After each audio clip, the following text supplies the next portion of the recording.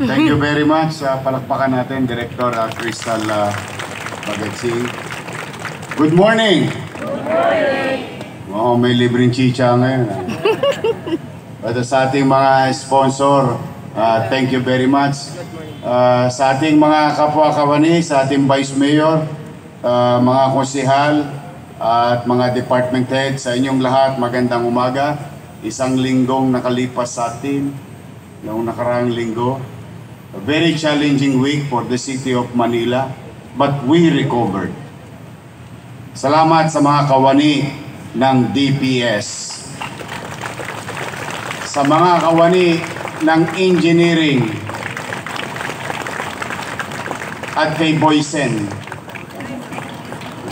Palakpakan natin si Boysen para maawa si Davis. We try to recover as much as we can, as fast as we can, while the people of Manila is asleep after that incident. Your co-employees working 10 p.m. and after a certain group at 10 p.m. by 2 a.m. here comes another group of employees until from 3 a.m. until 12 noon, just to bring back certain level of maliwalas ang ating lungsod. You know, tourism month in a few hours will end. As like what Crystal Bagatsing said. To welcome them to Manila because there is a lot of story to tell among Filipinos, not Manileños. One way or another, they have experience in the city of Manila. They have a story to tell and their experiences and relationship to the capital of the country. At ito'y pwedeng maging puhunan lagi ng Maynila. Yes, Manila is old, but it has a lot of history and story. While it is old, but we can make it pleasant. Maliwalas ang ating lungsod at panatag ang pamumuhay. So kaya ako'y hindi magsasawang manawagan sa mga dumadako sa Maynila. No, sana naman pag sila'y pupunta rito, huwag naman nilang sisirain yung mga munti nating pinupundar na para maging maliwalas at maayos sa paningin at pakiramdam ang ating minamahal na lungsod. At kayo, welcome sa Maynila. In fact, to add to the long list of what we have done together through the leadership of DTCAM, by October 10, the people of Mindanao again will visit the city of Manila to sell their goods here. As you have heard about the Liliw incident, can you imagine 1,000 pairs of shoes?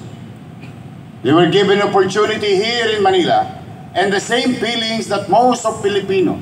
They go to Manila because Manila is the land of opportunity. Nagpunta yan mga dito. Nanay ko from Samar, nagbaka sakali sa Maynila, nauwing kasambahay sa isang pamilyang abogado sa distrikto. Tatay ko from Antique, pumunta ng Maynila. I think everyone has a story to tell that ang Maynila ay nagbibigay ng pagkakataon kanino man, sino man, taga Maynila man o hindi. Last night, we have given opportunity to Barangay 409, a silent street full of activities, selling their goods, practicing their skills and talent. 2 weeks ago, in Campa de los Reyes, like now, katulad ng Tondo sa Ugbo, everyone has a story to tell, sort of saying. Kaya sa inyong lahat na naparito, ano na tayo, in a matter of few hours, October na. Di ba, 2 days, no? 2 days na lang. October na. Di himig Pasko na. Ang tanong, may pamasko ba kayo? Paul! Baka naman. But steady muna kayo sa Gedli. Kayo mag-alala. I'll do my best with the City Treasurer's Office and the City Assessor's Office, the Business Permit Office. Anyway, we will report to you in a matter of few days with regard to what transpired, what we have achieved, and our failure within 100 days period of our administration. But for now, I'm happy and proud to each and every one of you. At the rate we're going, mukhang makakaalpas tayo. Kaya uulitin ko, tuwing Lunes, buong kababaang loob, ako'y nakikisuyo sa inyo na pagbutihan ninyo ang inyong mga kanya-kanyang obligasyon sa City Hall at sa mamamayan. Galingan ninyo, kailangan ko kayo, sapagkat hindi ko naman ito magagawang mag-isa lamang. Everyone has its purpose and function. Nakita ninyo ang sigla ng paghahanap buhay sa Maynila. Konting linis lang, konting kuskus lang, kumikinang na muli ang Maynila. Kaya sana magtuloy-tuloy na mag-alab ang bawat damdamin, puso't isipan ninyo na tayo'y maglingkod ng tapat sa ating mga kababayan sa lungsod ng Maynila. Napakahirap. Marami sa inyo dyan, at the back of your mind, naiinis, nanggigigil sa nangyayari sa ating bansa. Ako na may masasabi ko sa inyo, hayaan nyo sila. Habang sila'y naghahabulan, tayo, hinahabol natin ang pagkakataon para itaguyod ang lungsod ng Maynila. But fair warning to them, you will never be allowed to do such thing in Manila. And to share it to you from zero, from nothing. There's so many talks, maraming mga chuchuwariwap, maraming idea, maraming komento, but your city government created an effort, legally went after them, and it produces good result. As we speak, from zero, we have received 135 million pesos from contractor's tax ng mga project ng DPWH na yan at national government. Results matter. I always believe in that. There is point A, there is point B. I will never ask what will transpire between point A to point B. What matters most is point B. Results matter.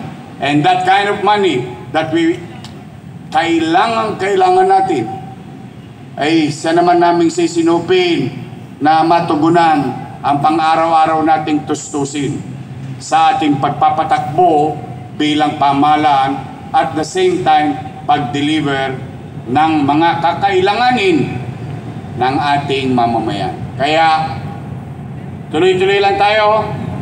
Malapit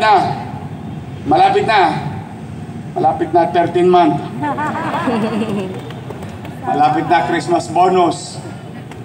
Madami kami kinukwenta ni Paul No. Balita ko, meron pa daw yung medical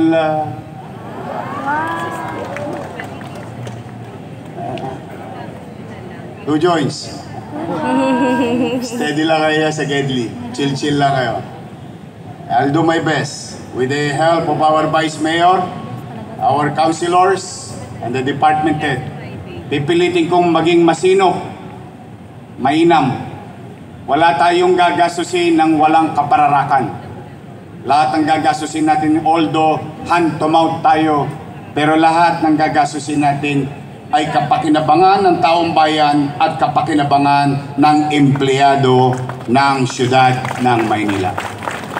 Again, to our guests, thank you very much for coming to Manila. Welcome kayo lagi sa Manila. Sana lahat katulad ng DTCAM employees, magaling ang boses.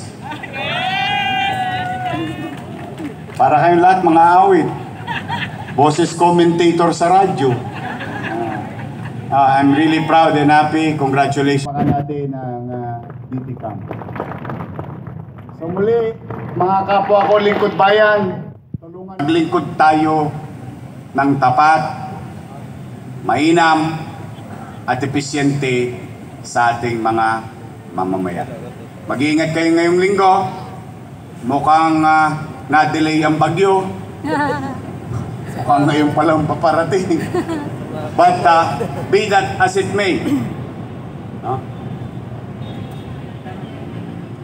I ask God to keep you, to keep everyone safe and healthy and productive for this week. Good luck. Niyawa ang Diyos. Niyawa ang Diyos. Mga karaos tayo. Maraming salamat sa inyo. Pagpalain nawa kayo ng Pong May Kapal. Manila! God first. God first. Thank you.